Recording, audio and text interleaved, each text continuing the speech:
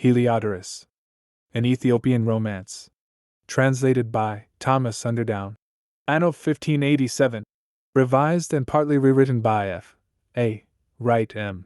A. Camb. Classical Department, Birkbeck College. 2. Frederick J. Warburg. There are those perchance who will think but lightly of these imaginings, yet some folk deem a blood-red rose, or a lark's song, to be more precious than a king's coronet. Introduction.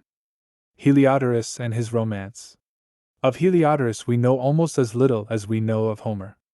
The story that he was the Christian bishop of Tricca, who held that see toward the end of the 4th century AD, and being given the choice between his diocese and his book preferred the latter, is a pleasing fable now generally discredited. His date should probably be placed about the beginning of the 3rd century of our era, and the only real faces in our procession concerning him are those given on the last page of his book. Here ends the history of the Ethiopian adventures of Theogenes and Chariclea, written by Heliodorus, a Phoenician of Emesis, son of Theodosius, and descended from the sun. But some slight pieces of internal evidence may be drawn from the Ethiopica itself. It is obvious that Heliodorus delights in very much the same sort of things as interested Herodotus: natural science, military tactics, the habits and customs of strange tribes, the curious products of foreign lands. He has not, of course, the breadth of view that the great historian possesses, and he is a man of the study rather than of the world, but there is sufficient likeness between their two books to make a comparison reasonable. Plainly also, even if Heliodorus was not himself an Egyptian by descent, Egypt is the country that he knows best and regards with the greatest affection. Father now plays as real a part in the story as the Wessex country does in Hardy's novels. The great river is, as it were, the chorus to the play, a witness to every incident, whether it happen at his mouth, which is called Heraclete, or by Syene and the cataracts, or in the mysterious land where he takes his beginning near distant Meroe. The Ethiopica, however, derives its main interest, not from the personality of its author, but from the character of its composition. It is the first and remains one of the most successful of tales of adventure, depending not on grace of literary style, or on subtlety of character drawing, but rather on profusion of incident and elaboration of plot. In the richness of his invention and the dexterity of his narrative, Heliodorus can give some useful lessons to our modern novelists, and in the skill wherewith he plans his tale he may be placed almost on a level with Homer and Virgil.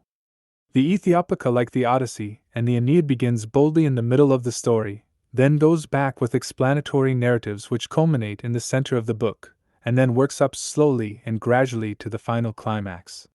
It is in the architecture of his plot that the strength of Heliodorus lies, and he does not spend much effort on the creation of characters. Callicyrus, it is true, is a lifelike personality, perhaps drawn from the author himself, and Chariclea is a thoroughly satisfactory heroine, romantic, virtuous, beautiful, and in the recognition sense as skillful an advocate as Portia herself. But most of the other characters are types rather than individuals. The men are chiefly examples of excess or deficiency in the manly virtue of courage: Tracanus, Theogenes, Thymus, Nemen, Pedicyrus, going in a descending scale. The women in the same way exemplified the female virtue of chastity and its opposite, from Chariclea downwards to Persina, Thisbe, Demenita, and Arsace. Heliodorus is not a psychologist, nor yet is he a stylist. His prose is quite adequate for its purpose, and that is about all that can fairly be said in its praise. In charm of language he stands in much the same relation to Longus as Sir Walter Scott does to Robert Louis Stevenson, or Balzac to such a conscious artist as Anatole France. You read Heliodorus for the story itself, not for the graceful way in which it is told. But for English people this comparative poverty of style is of no importance, for the Elizabethan, Thomas Underdowne, has all the qualities that Heliodorus lacks.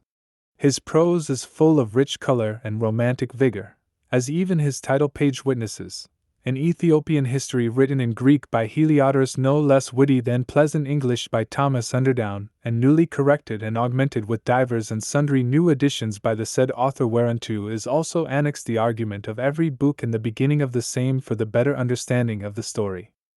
Underdowne's translation. In preparing this translation, I have had before me always both the Greek text of Heliodorus in Hercher's edition and Underdowne's English version of 1587. Whenever possible, that is, whenever he approximates with reasonable closeness to the meaning of the Greek, I have used Underdowne's own words, only so far altering as to bring them into accordance with modern spelling. Quiver, for example, is always so written, while Underdowne is in delightful uncertainty as to whether quiver, guyver, guyver are not equally admissible.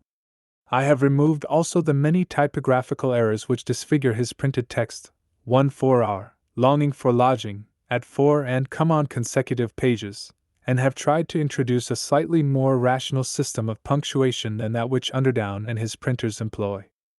But although I have usually kept his words, it has sometimes seemed best to change Underdowne's syntax and cut down the excessive length of his periods.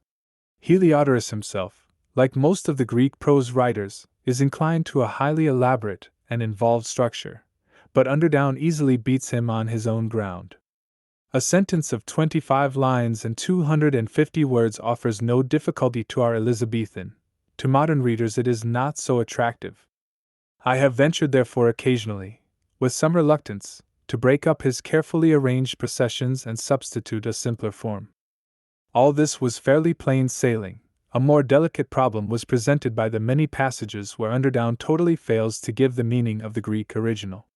It is evident that he usually translates, not from the Greek, but from the Latin version of Warszewiczki published in 1551. That learned Pole knew vastly more Greek than our countrymen, but he was not impeccable, and wherever he goes astray Underdowne docilely follows. Often, moreover, the initial error is Underdowne's own, due to his very imperfect acquaintance even with Latin. Theogenes, for example, thinking he hears the ghost of Chariclia speaking, says, Xi omega, I come to join you. This in the Latin appears as veniam, in Underdowne as O sweet soul, pardon me. Again, Chariclia fearing death puts her jewels, pi gamma alpha sigma auro alpha, in the Latin utero succincsit, in Underdowne she tied them in a bag. Lastly, and more comically still, when the mole on Chariclia's arm is in the Greek compared to a spot of ebony on the ivory, lambda phi alpha alpha, of her skin, Underdowne says, Chariclia uncovered her arm, and about it there was in a manner a mole, much like to the strakes that elephants have. When we add to such errors as these the mistakes due to mere carelessness, 100 for 1000, mother-in-law for stepmother, old man for old woman, and the constant omission of negatives, it will be seen that the reviser's task was no sinecure. But although Underdowne has little Latin and less Greek, he is a superb master of English. I feel almost ashamed to point out his errors, and can only hope that my poor attempts at correction will not have too ludicrous an effect, as patches of cheap white cotton upon an ancient robe of purple silk. F. A. W.